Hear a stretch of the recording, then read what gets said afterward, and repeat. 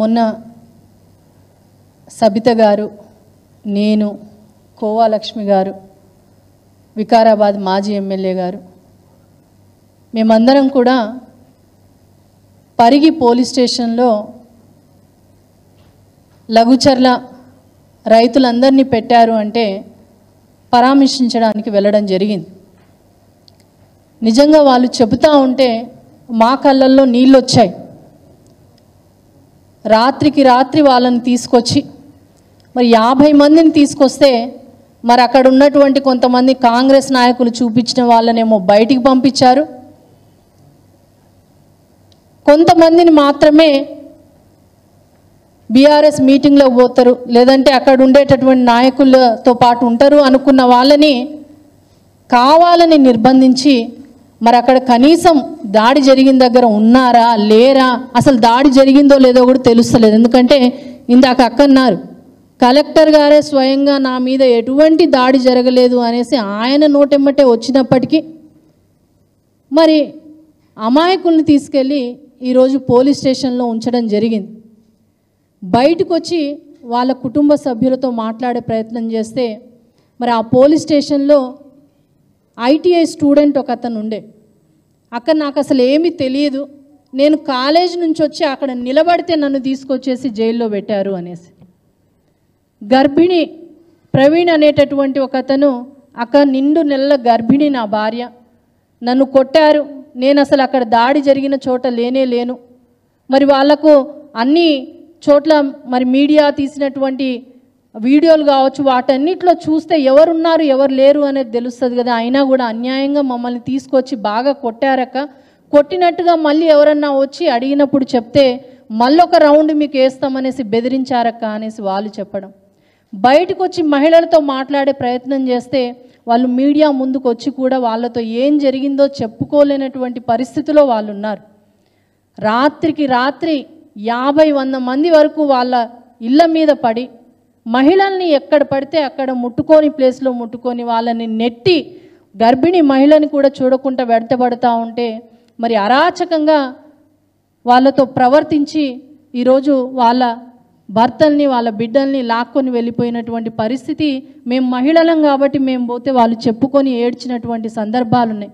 Media ముందుకు వచ్చి చెప్పండి అమ్మా అంటే మాకు భయం అక్క, మేము మీడియా ముందుకు వస్తే మరి మా వాళ్ళని మళ్ళీ కుట్రలు చేస్తారేమో, మా వాళ్ళని మళ్ళీ పోలీస్ స్టేషన్లో ఉన్న వాళ్ళని కొడతారేమో, ఇబ్బంది పెడతారేమో, మాకు ఇక్కడ పరిగి అయితే దగ్గరక్క, మా వాళ్ళని కనీసం పోలీస్ స్టేషన్కి వచ్చి చూసుకుంటాము, మళ్ళీ ఎక్కడికో మారుస్తారంట, మరి మా వాళ్ళని మేము ఎట్లా చూసుకుంటాము అనేసి బాధలు పడ్డటువంటి పరిస్థితి. నిజంగా ఈ రాష్ట్రంలో ఏం జరుగుతూ ఉంది అనేది ఒక్కసారి మనం అందరం ఆలోచన చేయాలి. సొంత ఇలాఖా తెలంగాణ ముఖ్యమంత్రి రేవంత్ రెడ్డి గారి సొంత నియోజకవర్గము హోంశాఖ కూడా ఆయన దగ్గరనే ఉంది. మరి అయ్యో అప్పటికప్పుడేమన్నా జరిగిందా అంటే కాదు. భూములు తీసుకునే విషయంలో కొన్ని నెలలుగా రగులుతున్నటువంటి ఈ విషయము మరి అక్కడ ఒక ముఖ్యమంత్రిగా కాకపోయినా అక్కడ ఎమ్మెల్యేగా ఉన్నటువంటి ముఖ్యమంత్రి గారి రేవంత్ రెడ్డి గారికి తెలియదా? హోంశాఖ మరి కనీసం సమాచారం ఇవ్వకుండా ఉంటుందా? అంటే అక్కడ ఏం జరుగుతుందనేది పూర్తి సమాచారం ఉన్నా కేవలం కేటీఆర్ గారిని ఇరికించాలి, అక్కడ ఉన్నటువంటి బీఆర్ఎస్ మాజీ ఎమ్మెల్యేని ఇరికించాలి అనేటటువంటి దురుద్దేశంతో ఇది కాంగ్రెస్ చేసినటువంటి పక్కా కుట్ర, రైతుల మీద చేసినటువంటి కుట్ర. ఒక ముఖ్యమంత్రిగా ఆ నియోజకవర్గ ఎమ్మెల్యేగా ఒక హోంశాఖని తీసుకున్నటువంటి వ్యక్తిగా ఆయనకు సమాచారం ఉండకుండా ఉంటుందా? మేము ఎమ్మెల్యేగా ఉన్నప్పుడు కలెక్టర్ గారు ఎక్కడికన్నా వెళ్తే డిపార్ట్మెంట్ సహకారం లేకుండా మేము ఎక్కడ చూడలేం. మరి ఒక కలెక్టర్ గారు పోయి అక్కడ మీటింగ్ పెడతా ఉంటే మరి కనీసం డిపార్ట్మెంట్ అక్కడ లేనటువంటి పరిస్థితిలో ఉండేనా? ఒక్కసారి మనం ఆలోచన చేయాలి. ఈరోజు ఎవరిని ఇరికించడానికి చేస్తున్నటువంటి కుట్ర అనేది మనం ఒక్కసారి ఆలోచన చేయాలి. నేడు గిరిజనులకు జరిగినటువంటి అన్యాయం మీద ప్రతి ఒక్కరూ కూడా గొంతెత్తాల్సినటువంటి అవసరం ఉంది. కేసీఆర్ గారు మరి తెలంగాణ వచ్చిన తర్వాత ఎట్లుండాలో, మరి తెలంగాణ రాష్ట్రం వచ్చిన తర్వాత తొలి ముఖ్యమంత్రిగా రైతులకు భరోసాగా నిలబడ్డటువంటి వ్యక్తి. రైతుని రాజుని చేస్తా అనేసి రైతు పక్షానే అన్ని సంక్షేమ పథకాలు తీసుకొచ్చినటువంటి వ్యక్తి. మరి గిరిజనుల బిడ్డలకు ఆనాడు 10% రిజర్వేషన్ ఇచ్చినటువంటి వ్యక్తి కేసీఆర్ గారు. గిరిజన బిడ్డల పోడు భూములకు పట్టాలిచ్చి వాళ్ళకు అండగా నిలబడినటువంటి వ్యక్తి కేసీఆర్ గారు. గిరిజనులకు ఆత్మగౌరవం కోసం బంజారా భవనాన్ని హైదరాబాద్లో ఇచ్చినటువంటి వ్యక్తి కేసీఆర్ గారు. తండాలు గూడాలను మరి గ్రామ పంచాయతీలుగా చేసి అధికారాన్ని చిన్న చిన్న జిల్లాలుగా విభజించి అధికారాన్ని దగ్గరికి చేసినటువంటి గిరిజనులకు దగ్గరికి చేసినటువంటి వ్యక్తి కేసీఆర్ గారు. మరి అటువంటి కేసీఆర్ గారు రైతుల్ని రాజు చేయాలన్నటువంటి ఆయన ఎక్కడ? మరి ఈరోజు గతంలో మరి మాకున్నటువంటి ఈ వయసులో మేము సినిమాల్లో చూసినాం, మహిళల మీద గతంలో అరాచకాలు జరుగుతుండే, అది ఉండే ఇది ఉండే అని. కానీ ఈరోజు ప్రత్యక్షంగా కళ్ళ ముందు, అది కూడా ముఖ్యమంత్రి సొంత నియోజకవర్గంలో జరుగుతుంది అనేసి ఏ రోజు కూడా మేము అనుకోలేదు. ఆ మహిళలు వివరిస్తున్న తీరుతోటి నిజంగా మేమే భయపడే పరిస్థితిలో వాళ్ళు వివరించిన తీరుతోటి ఒక మాజీ ఎమ్మెల్యే అయినా కూడా మేమే భయపడే పరిస్థితికి వచ్చింది. అంటే ఎక్కడున్నాం మనము? ఏ తెలంగాణ రాష్ట్రంలో ఉన్నామా లేదంటే ఇంకెక్కడన్నా ఉన్నామా? మరి గతంలో ఇదే ముఖ్యమంత్రి రేవంత్ రెడ్డి గారు మరి ఆనాడొక మాట ఈనాడొక మాట, ఎక్కడో చిన్న అయ్యప్ప సొసైటీలో ఏదో జరిగితేనే మరి అక్కడ ఉన్న వాళ్ళు దొంగతనాలు చేశారా, దోపిడీలు చేశారా అని మాట్లాడినటువంటి వ్యక్తి. మరి నీ సొంత నియోజకవర్గంలో ఉన్న వాళ్ళందరూ రైతులే కదనయ్యా, మరి వాళ్ళు ఏమన్నా దొంగలా, ఏమన్నా ఎత్తుకుపోయారా? నీ రాజ్యం నుంచి ఏమన్నా తీసుకెళ్ళినటువంటిది ఏమన్నా ఉందా? లేదు కదా. మరి ఎంత అరాచకంగా నీ సొంత నియోజకవర్గంలో ఉన్నటువంటి రైతుల్ని కూర్చోబెట్టనుండే, మాట్లాడనుండే. మరి ఆనాడు ఎమ్మెల్యేగా నాకు ఓటు వేయమని ఏ విధంగా అయితే వాళ్ళ దగ్గరికి అడిగిన వాళ్ళందరినీ కూర్చోబెట్టి మరి ఇలా చేయాలనుకుంటున్నాము, మరి ఇలా మీ భూములు కావాలని వాళ్ళకి చెప్పనుండే. మరి అలా చేయలేదే. అక్కడ మహిళలు, రైతులు అందరూ చెప్తున్నారు, అన్యాయంగా అరాచకంగా మా భూముల్ని లాక్కుంటున్నారు, కనీసం మాకు మీ భూముల్ని తీసుకుంటామన్న సమాచారం కూడా ఇవ్వలేదు, కాబట్టే మేము తిరగబడ్డము మరలబడ్డము అనేసి వాళ్ళు అంత క్లియర్గా ఓపెన్గా చెప్తా ఉన్నారు. కానీ ఈరోజు నేను మాజీ ఎమ్మెల్యేని, నా ఇల్లెందు నియోజకవర్గంలో ఏదన్నా ఇబ్బంది కలుగుతుందంటే నాకు చెప్పుకోకుండా ప్రజలు ఉండరు. మరి అట్లనే కదా పట్నం నరేందర్ రెడ్డి గారికి కూడా అక్కడ ప్రజలు విన్నవించుకున్నారు. అన్నంత మాత్రాన మరి బీఆర్ఎస్ నాయకుడే అది చేయించిండు. మరి నాకేదన్నా బాధ అయితే నా అధిష్టానము, మరి ఇక్కడ వర్కింగ్ ప్రెసిడెంట్ కేటీఆర్ గారు ఉంటారు, కేసీఆర్ గారు ఉంటారు, హరీష్ రావు గారు ఉంటారు, నాకేదన్నా బాధ కలిగితే వాళ్ళకే చెప్తాను కదా. మరి నేను మాట్లాడినంత మాత్రాన కేటీఆర్ గారే చేయించారు అనేసి అనడం ఇది ఎంతవరకు న్యాయము అనేసి మేము అడుగుతా ఉన్నాం. అంటే ఇక్కడ కాంగ్రెస్ ప్రభుత్వము రేవంత్ రెడ్డి గారు చేస్తున్నటువంటి కుట్రను ఒక్కసారి గమనించాలి. మరి సొంతంగా హోంశాఖ నీ దగ్గర పెట్టుకొని, మరి మీ దగ్గరనే అన్నీ పెట్టుకొని ఈరోజు బీఆర్ఎస్ పార్టీని ఇటు కేటీఆర్ గారిని నిందించడం అనేది ఎంతవరకు సబబు? నేను ఒక గిరిజన బిడ్డగా, ఒక గిరిజన ఆడబిడ్డగా చెప్తా ఉన్నాను.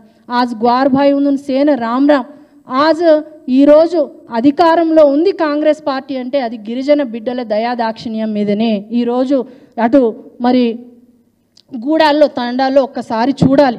కేసీఆర్ గారు ఎన్ని చేసినా కూడా మీరు చెప్పినటువంటి మోసపూరిత మాటలను నమ్మి ఒక్కసారి చూద్దామని గిరిజన ఆదివాసీ గూడెం బిడ్డలందరూ కూడా మీకు ఓటు వేసి గెలిపించారు. ఒక్కసారి చూస్తే ఈరోజు గద్దెనెక్కినందుకు ముఖ్య భూమిక గిరిజనులనే ఉంటుంది. మరి అటువంటి గిరిజనులని ఈరోజు అరాచకంగా మీరు మీదబడి, డిపార్ట్మెంట్ వాళ్ళు మీదబడి ఇబ్బంది పెడతా ఉంటే, మరి ఒక ముఖ్యమంత్రి స్థానంలో ఉన్న వాళ్ళు కావచ్చు, ఈరోజు కాంగ్రెస్ నాయకులు కావచ్చు, ఎక్కడికి వెళ్ళారు అనేసి ప్రశ్నిస్తూ ఉన్నాం. బీజేపీ నాయకులు సైతం ఈరోజు బీఆర్ఎస్ పార్టీ చేయించింది అనేసి మాట్లాడడం ఎంతవరకు సబబు?